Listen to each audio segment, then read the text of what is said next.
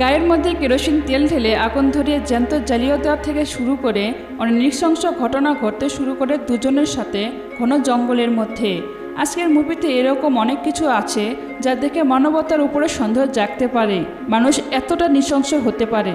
আজকের movie Eden lake. ভিডিওটাকে শেষ অবধি অবশ্যই দেখো, গা শিউরে উঠবে। মুভি শুরু হয়, দেখা যায় একটা মেয়ে ছোট্ট বাচ্চাদের স্কুলে পড়াচ্ছে। মেয়েটার নাম জেনি, আর একটা ছেলেকে গাড়িতে করার জন্য একটা আংটি হাতে অপেক্ষা করতে দেখা যায়। ছেলেটার নাম স্টিভ। আজকে স্কুল ছুটির পর স্টিভ আর জেনি একাকিত্বে কিছুটা সময় কাটানোর জন্য এক জায়গায় যাওয়ার জন্য বেরিয়ে পড়ে।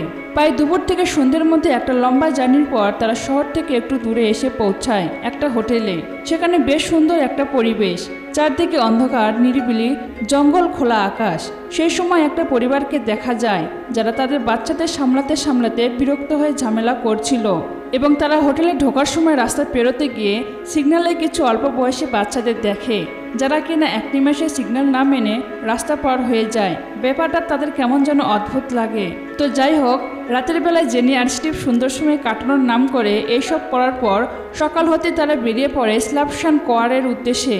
স্ল্যাপশান কোয়ারি হলো ইংল্যান্ডের দক্ষিণ পশ্চিমে অবস্থিত একটি জায়গা, কিন্তু স্ল্যাপশান কোয়ারিতে পৌঁছানোর আগেই রাস্তার ধারে তারা ইডেন লেক নামে একটা জায়গা খুঁজে পায় এবং সেদিকে এগিয়ে যায়। ঘন জঙ্গলের মাঝখানে কাঁচা রাস্তা পেরোতে পেরোতে তারা সবুজ প্রকৃতির সৌন্দর্য উপভোগ করতে থাকে।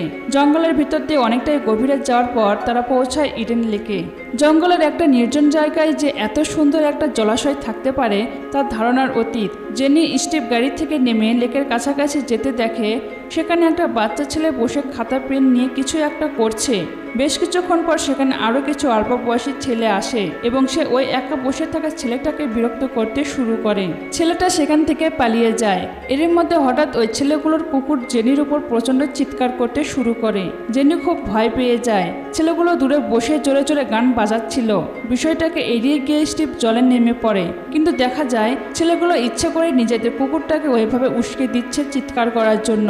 স্টিভ ছেলেগুলোর কাছে গিয়ে অনুরোধ করে তারা যাতে তাদের বক্সের সাউন্ডটা একটু কমায়, কিন্তু ছেলেগুলো স্টিভকে প্রচণ্ড বাজে ভাষায় গালাগাল করতে থাকে এবং অপমান করে। এমনকি সেখানে থাকা একটি মেয়ে তাদের মতোই অসভ্য ব্যবহারও করে। এরপর স্টিভ যখন তাদের বক্সের সাউন্ডটা নিজে থেকে কমিয়ে দেয়, তারা আরও বাজে ভাষায় তাকে গালাগাল করে এবং গানের সাউন্ড আরও বাড়িয়ে দেয়। বেশ কিছুক্ষণ পর স্টিভ ঝিলের পাশে ঘুমিয়ে পড়লে ওই ছেলেগুলো দূরবীন দিয়ে জেনিকে খারাপভাবে দেখতে শুরু করে এবং লিমিটটা তখন ক্রস করে যায় যখন সেই ছেলেগুলোর মধ্যে একটা ছেলে জেনিকে উদ্দেশ্য করে নিজের প্যান্টের চেন খুলে অশ্লীল ইঙ্গিত করে, নিজের ছোটখাটো সম্পত্তি দেখানোর চেষ্টা করছিল। এরপর রাত হয় এবং রাত হওয়ার সাথে সাথে জেনির বারবার মনে হয় তাদের আশেপাশে কেউ আছে, কেউ নজর রাখছে। সে স্টিভকে বারবার সে কথা বলে। পরদিন ঘুম থেকে উঠে জেনি দেখে তারা সঙ্গে করে খাবার নিয়ে এসেছিল সেগুলো পিঁপড়ে ধরে নষ্ট হয়ে গেছে এবং তারা ঠিক করে তারা খাবার আনতে যাবে, কিন্তু গাড়ি স্টার্ট দিতে দেখা যায় গাড়ির টায়ারটা কেউ পাংচার করে দিয়েছে। এরপর গাড়িটা ঠিকঠাক করে তারা যখন আবার যাচ্ছিল সেই ছেলেগুলো আবার তাদেরকে বিরক্ত করে। একটা রেস্টুরেন্ট দেখে, সেখানে এক মহিলাকে স্টিভ জিজ্ঞাসা করে এই ছেলেগুলো কারা, কেন এরকম ব্যবহার করছে, কিন্তু দেখা যায় ওই মহিলা স্টিভের কথা শোনার সাথে সাথে অদ্ভুতভাবে রেগে যায়। এরপর তারা আবার ইডেন লেকে ফিরে আসে, কিন্তু তখনই জেনে লক্ষ্য করে যে তাদের একটা ব্যাগ সেখানে নেই, যে ব্যাগটার মধ্যে তারা গাড়ির চাবি রেখেছিল, এবং তারা দৌড়ে গিয়ে দেখে তাদের গাড়িটিও সেখানে নেই, কেউ চুরি করেছে। আশেপাশে সব জায়গায় তারা খুঁজতে লাগে কিন্তু কিচ্ছু দেখতে পায় না। এরপর হঠাৎই এক সময় তাদেরকে চমকে দিয়ে তাদের গাড়িটা ফুল স্পিডে তাদের সামনে আসতে থাকে। কোনো রকমে স্টিভ আর জেনি নিজেদেরকে সেখান থেকে বাঁচায় এবং দেখে ওই ছেলেগুলো তাদের গাড়ি চুরি করে ওইভাবে চালাচ্ছে।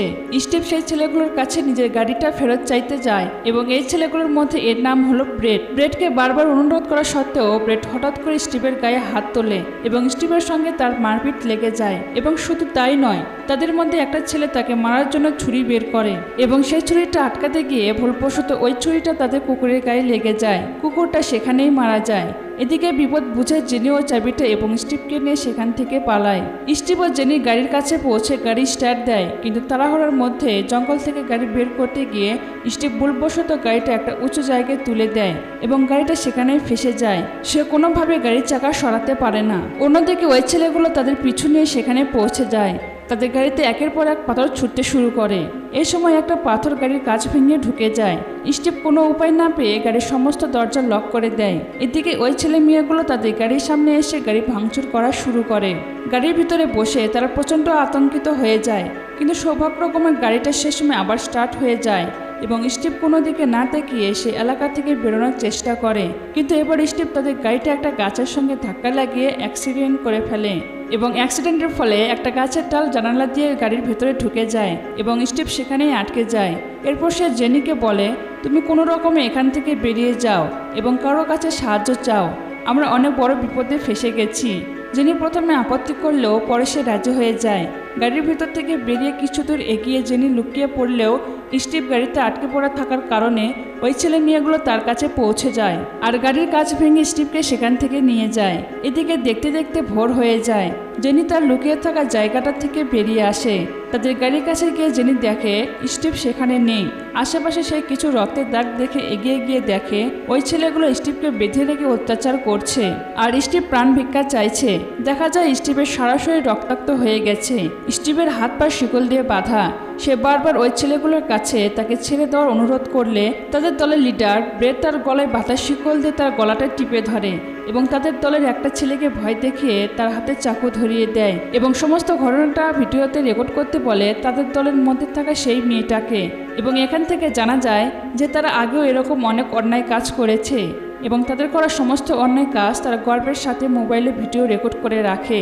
স্টিভ অসহায় হয়ে ভয়ে কাঁদতে শুরু করে, কিন্তু ছেলেটা স্টিভকে বারবার ছুরি দিয়ে আঘাত করতে থাকে এবং শুধুমাত্র সেই ছেলেটাই নয়, তাদের দলের প্রত্যেককে এক একজন করে স্টিভকে বিভিন্নভাবে অত্যাচার করতে থাকে। দূরের দাঁড়িয়ে এই সমস্ত নৃশংস ঘটনা জেনি অসহায়ের মতো দেখছিল। একটা সময় জেনি নিজের মনকে শান্ত করে এবং তার হাতে থাকা মোবাইল ফোন দিয়ে পুলিশকে ফোন করার চেষ্টা করে, কিন্তু দুর্ভাগ্যবশত যেহেতু ব্লুটুথ লাগানো ছিল সেহেতু কলটা প্রথমে যায় ব্রেডের ফোনে এবং ব্রেড সাথে সাথে কলটা কেটে দেয় এবং বুঝে যায় যে জেনি আশেপাশে কোথাও আছে আর এই কাজ করছে।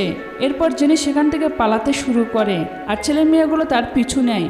অনেক দূর দৌড়ানোর পর জেনি বুদ্ধি করে রাস্তার মাঝে একটা গাছের ডাল ফেলে দেয় এবং ওই ছেলেগুলো সাইকেল নিয়ে গাছের ডালে হোঁচট খেয়ে পড়ে যায়। জেনি দৌড়াতে দৌড়াতে পৌঁছায় একটা ঘরের কাছে।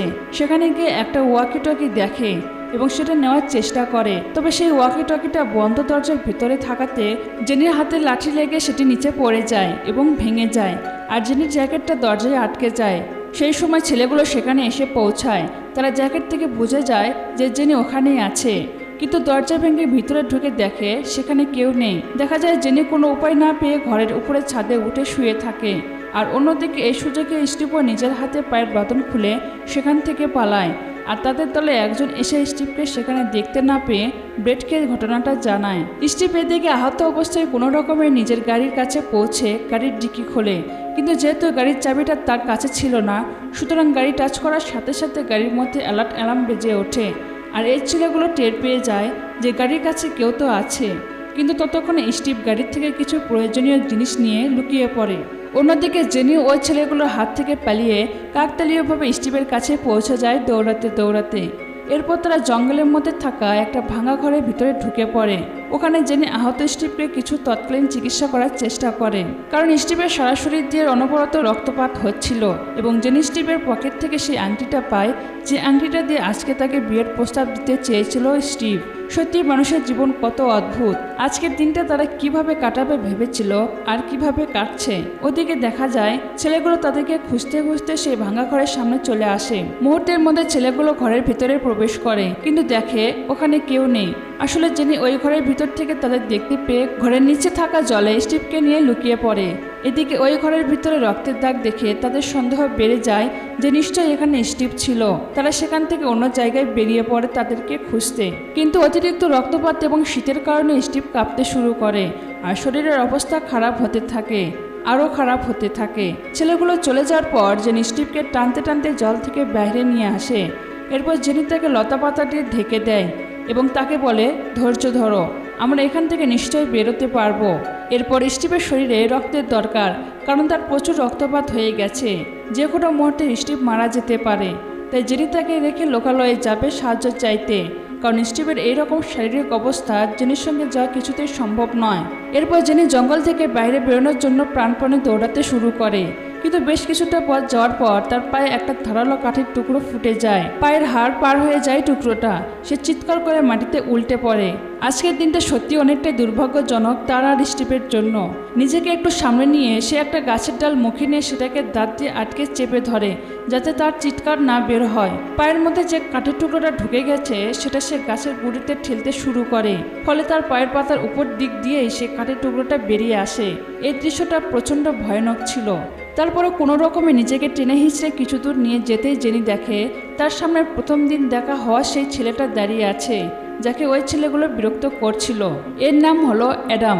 জেনি তার কাছে সাহায্য প্রার্থনা করে বলে যেভাবে হোক তাকে শহরে পৌঁছাতে সাহায্য করতে। ছেলেটা জেনিকে তার সাথে কিছু দূর নিয়ে আসে এবং হুট করে এক জায়গায় বসে গেম খেলতে শুরু করে। তার এমন অদ্ভুত আচরণে জেনি অবাক হয়ে যায়। জেনি অ্যাডামকে প্রশ্ন করে, কি হলো, আমাকে নিয়ে চলো। কিন্তু ছেলেটা কোনো ঠিকঠাক উত্তর দেয় না। ঠিক এই সময় দেখা যায় ওই সমস্ত ছেলেগুলো সেখানে চলে আসে এবং জেনি কিছু বুঝে ওঠার আগেই ব্রেড তাকে এক চড়ে অজ্ঞান করে দেয়। এরপর দেখা যায় ওই ছেলেগুলো একটা গাছের সাথে জেনি ও স্টিভকে বেঁধে রেখেছে, অর্থাৎ ওরা স্টিভকেও খুঁজে পেয়ে গেছে। এসব দেখে জেনি খুব ঘাবড়ে যায়। সে আন্দাজও করতে পারে না তাদের সাথে কি হতে চলেছে। ছেলেগুলোকে দেখা যায় তারা মানবতার চরম নিচু সীমায় চলে গেছে। তারা চারপাশে কিছু লাকড়ি সাজিয়ে তাদের গায়ে কেরোসিন তেল ঢালা শুরু করে। এরপর অ্যাডামের হাতে দেশলাই দিয়ে ব্রেড বলে জেনি ও স্টিভের গায়ে আগুন লাগিয়ে দাও। ব্রেড প্রতিবারের মতো তাদের দলের মেয়েটাকে বলে ভিডিও রেকর্ডিং শুরু করো। এদিকে দেখা যায় গায়ে আগুন লাগার পর জেনি জ্বালায় যন্ত্রণায় কাতরাতে থাকে। অন্যদিকে মৃতপ্রায় স্টিভের শরীরটা একটু একটু করে আগুনে জ্বলতে থাকে। কিন্তু একটা সময় জেনি তার হাতের বাঁধন খুলে আগুনের কাছ থেকে সরে এসে লাথি মেরে ওই ছেলে মেয়েগুলোর সামনে তেল ভর্তি বালতিটা ফেলে দেয় এবং একটা লাকড়ি দিয়ে আগুন ধরিয়ে সেখান থেকে কোনো মতে পালিয়ে যায়। কিন্তু স্টিভ সেখানেই মারা যায়। এদিকে জেনির পালিয়ে যাওয়ার রাগ গিয়ে পড়ে অ্যাডামের ওপর। ব্রেড জেনির পালানোর সাথে সাথে অ্যাডামের গায়ে তেল ঢেলে আগুন লাগিয়ে দেয় এবং জীবন্ত জ্বালিয়ে দেয় অ্যাডামকে। দূরে দাঁড়িয়ে এই নৃশংস দৃশ্য দেখে জেনি সেখান থেকে ফেরার সাহস পায় না, বরং বেশ কিছু দূর দৌড়ে এসে সে একটা ইডেন লেক ও জঙ্গলের ম্যাপ দেখে এবং সেটা ছিঁড়ে ফেলে। তার বদলে সেখানে একটা কাগজ ও পেন দিয়ে লেখে জেনি ও স্টিভ এখানে আক্রান্ত হয়েছে এই জঙ্গলের থাকা একটা ছেলে ব্রেটের দ্বারা। আর তখনই কারো আসার আওয়াজ পেয়ে ওখানে থাকা একটা ডাস্টবিনে লুকিয়ে পড়ে জেনি। এরপর দেখা যায় সেখানে ব্রেড আসে তার দলবল নিয়ে এবং সে জেনির লেখা ওই কাগজটা দেখে ছিঁড়ে সেটাকে ডাস্টবিনে যখন ফেলতে যায় ওই নোংরা দুর্গন্ধ ডাস্টবিনে জেনির লুকিয়ে থাকার কথা সে চিন্তাও করে না। সে একবার দেখেও না যে ওই ডাস্টবিনের মধ্যে জেনি লুকিয়ে আছে। সে কাগজটা ফেলে দিয়েই চলে যায়। তাদের যাওয়ার পর গোটা গায়ে ডাস্টবিনে আবর্জনা নোংরা থাকায় ঘেন্নায় জেনি বমি করতে করতে বেরিয়ে আসে। ওখান থেকে বেরিয়ে এসে নিজের জামাটা ছিঁড়ে একটা ভাঙা কাচের টুকরোতে পেঁচিয়ে জেনি তার সুরক্ষার জন্য একটা অস্ত্র তৈরি করে নেয়। আর ব্রেটের দলের একজন সদস্য সেই মুহূর্তে সেখানে এলে তার গলায় সে কাচের টুকরোটা বসিয়ে দেয়। জেনি ঠিক করে নেয় মরতে হলে সে এখানে মরবে, কিন্তু স্টিভের মৃত্যুর বদলা সে এখান থেকে নিয়েই তারপরে যাবে। এদিকে দেখা যায় ব্রেটের দলের ওই ছেলেটাকে মেরে ফেলাতে তার দলে আরেকজন ছেলে ব্রেটের ওপর রেগে যায়, কারণ সে বুঝতে পারে যে এই সমস্ত দুর্ঘটনা ব্রেটের পাগলামির জন্য হয়েছে এবং সেই ছেলেটার ব্রেটের অন্যায়ের প্রতিবাদ করে কাউকে একটা ফোন করতে চায়। ঠিক সেই সময় ব্রেট রেগে গিয়ে ঘুষি মারতে মারতে একটা সময় তাকেও মেরে ফেলে এবং তার দলে মেয়েটা যে কিনা সবসময় ভিডিও রেকর্ডিং করত সে এই সব কিছু দেখে ভয় পেয়ে সেখান থেকে পালিয়ে যায়। অন্যদিকে জেনি অবশেষে জঙ্গলে হন্যে হয়ে দৌড়াতে দৌড়াতে একটা গাড়ির সামনে এসে পড়ে, অর্থাৎ সে চলে আসে জঙ্গল থেকে বেরোনোর রাস্তার সামনে। ওই গাড়ির ড্রাইভার তার ওই অবস্থা দেখে তাকে লিফট দেয়, কিন্তু সে যাচ্ছিল ওই জঙ্গলেরই রাস্তায় এবং এখানে জানা যায় যে এই গাড়ির ড্রাইভার আসলে সেই ছেলেটার দাদা, যাকে ব্রেট ঘুষি মেরে হত্যা করেছে। ফোন নিয়ে ওই ছেলেটা তার দাদাকে ফোন করছিল আর ভাইয়ের ফোন পেয়ে সে জঙ্গলের রাস্তায় এসেছে। কিছু দূর যাওয়ার পর এবার গাড়ির ড্রাইভারটা তার গাড়ি থেকে নিচে নেমে তার ভাইকে ডাকতে শুরু করে। আর এই সুযোগে জেনি তার গাড়ি নিয়ে পালায় শহরের পথে। একটু যেতে না যেতে তার গাড়ির সামনে চলে আসে ব্রেটের দলের সেই মেয়েটা, যে কিনা ভিডিও রেকর্ডিং করত এবং জেনিও আরও একবার সুযোগ পেয়ে যায় তার প্রতি হওয়া অন্যায়ের প্রতিশোধ নেওয়ার। মেয়েটা কিছু বুঝে ওঠার আগে জেনি ফুল স্পিডে তার উপর দিয়ে গাড়ি চালিয়ে দেয় এবং এক মুহূর্তে আরেকটা প্ল্যান নিয়ে নেয় সে, বলা ভালো আরেকবার বদলা নেয় সে। এরপর জেনি গাড়ি নিয়ে পৌঁছে যায় লোকালয়ে। গাড়ি থেকে নেমে সে একটা পার্টিতে ঢুকে পড়ে আর অজ্ঞান হয়ে যায়। জ্ঞান ফিরতেই দেখা যায় যে বাড়িতে পার্টি হচ্ছিল সেই বাড়ির লোকেরা তার ক্ষতগুলো চিকিৎসা করছে এবং একই সাথে দেখা যায় ওই বাড়ির সদস্যদের ফোনে কোনো একটা খবর আসার পর তাদের মধ্যে একটা অশান্তির পরিবেশ সৃষ্টি হয়। সম্ভবত জঙ্গলে হওয়া সমস্ত ঘটনার খবর তারা পেয়েছে, কিন্তু দুর্ভাগ্য মানুষের এই লেভেলে থাকে সেটা জানা ছিল না। সে যে বাড়িটাতে এসেছে এটা হলো ব্রেটের বাড়ি, তবে জেনি তখনও সেটা জানতো না। তাই যখন সে বুঝতে পারলো যে ঘুরে ফিরে ব্রেটের বাড়িতে এসে সে আশ্রয় নিয়েছে, তখন সে হসপিটালে যাওয়ার জন্য একটা অ্যাম্বুলেন্স ডাকতে বলে তাদের, কিন্তু তারা জেনিকে একটা বাথরুমে আটকে দেয়। অর্থাৎ জেনি সম্পর্কে তারা কিছুতে একটা আঁচ করতে পেরেছে। বাথরুমের ভিতরে বসে সে কিছু বুঝে উঠতে পারে না যে এখন তার কি করা উচিত আর কি করে বা বাঁচবে সে। কিন্তু এমন সময় কেউ বাইরে থেকে এসে বাথরুমের দরজায় ধাক্কাতে শুরু করলে যিনি বাথরুমে থাকা একটা খুঁড় নিয়ে দরজার সামনে যায় এবং দেখা যায় যে লোকটা জোর করে ভেতরে প্রবেশ করে। ইনি হলেন ব্রেটের বাবা এবং তার সাথে রয়েছে ব্রেট। সে নিজের সন্তানকে কিছু না বলে উল্টে জেনির উপর দোষারোপ করতে থাকে এবং জেনি তখন বলে, ঠিক আছে, আপনার ছেলে যদি নির্দোষ হয়েই থাকে তাহলে পুলিশ ডাকুন, পুলিশ এসে সব কিছু দেখুক। কিন্তু পুলিশ ডাকার কথা বলার সাথে সাথে ওই লোকটা শক্ত করে জেনিকে চেপে ধরে, তার মুখ চেপে তাকে বাথরুমের ভিতরে নিয়ে যায় এবং সাথে আরও দুজন লোক সে বাথরুমের ভিতরে প্রবেশ করে দরজা বন্ধ করে দেয়। বন্ধ দরজার ভিতর থেকে শুধু জেনি আর্তনাদ শোনা যায় এবং মুভিটা এখানে শেষ হয়ে যায়। এই মুভিটা আমার লাইফে দেখা এরকম একটা অদ্ভুত মুভি যেখানে কিনা ভিলেন জিতে যায় লাস্টে, আর যারা নায়ক নায়িকা ছিল তারা মারা যায়। যদিও জেনির মৃতদেহ দেখানো হয়নি, শুধুমাত্র আর্তনাদ দেখানো হয়েছে। সুতরাং এই মুভিটার পার্ট 2 বা সেকেন্ড পার্ট আসার সম্ভাবনা আছে, যেখানে হয়তো দেখানো হবে তারপরে জেনির সাথে কি হয়েছিল বা জেনি কি আদৌ সেখান থেকে বেঁচে ফিরতে পেরেছিল। তো কাহিনিটা কেমন লাগলো কমেন্টে অবশ্যই লিখে জানাবে। আর তোমরা আর কোন কোন মুভির এক্সপ্লেন দেখতে চাও সেটা কমেন্টে লিখে দিও। ভিডিওটা ভালো লেগে থাকলে একটা লাইক করে দিও আর বন্ধুদেরকে শেয়ার করে দিও। দেখা হচ্ছে পরের ভিডিওতে।